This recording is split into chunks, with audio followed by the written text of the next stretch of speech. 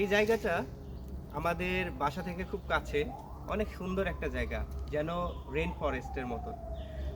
বান্দরবনের কিছুটা ছোঁয়া পাওয়া যায়। তো আজকে সেকেন্ড ডে, আমরা দ্বিতীয় দিন আসলাম, এতটাই সুন্দর লেগেছে যে আমাদেরকে দ্বিতীয় দিন আসতে বাধ্য করলো আমাদের মনটা। তো আসলে এই জায়গাটা অনেক সুন্দর, তবে আমি প্রকাশ করব না এই জায়গাটা আসলে কোন জায়গা। আপনারা যদি চিনতে পারেন বা বুঝতে পারেন তাহলে আপনারা জানাবেন, দেখি তো আপনাদের মানে হচ্ছে যে বুঝতে পারেন কিনা জায়গাটা আসলে কোথায়।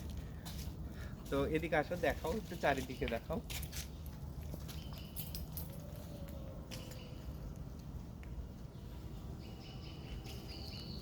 এদিকে আসো।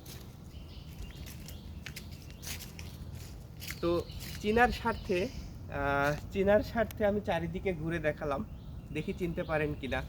আমাদের বাসা হচ্ছে কাটাখালী, কাটাখালী থেকে একটু আসলেই আমাদের এই জায়গাটা। তো দেখেন, আরো ভালো করে দেখেন, চিনতে পারেন কিনা, একটু সামনে দেখায় দাও।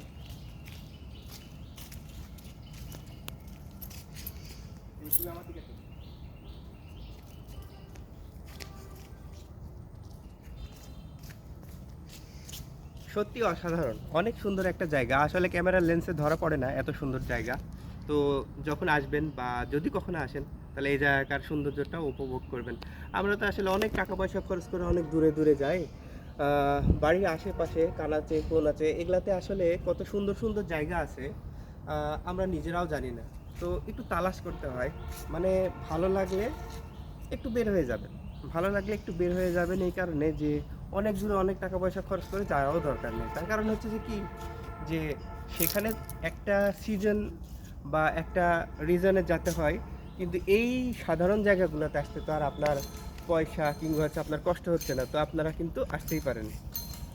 তো আল্লাহ হাফেজ, নেক্সট ভিডিওতে দেখা হবে। আসসালামু আলাইকুম।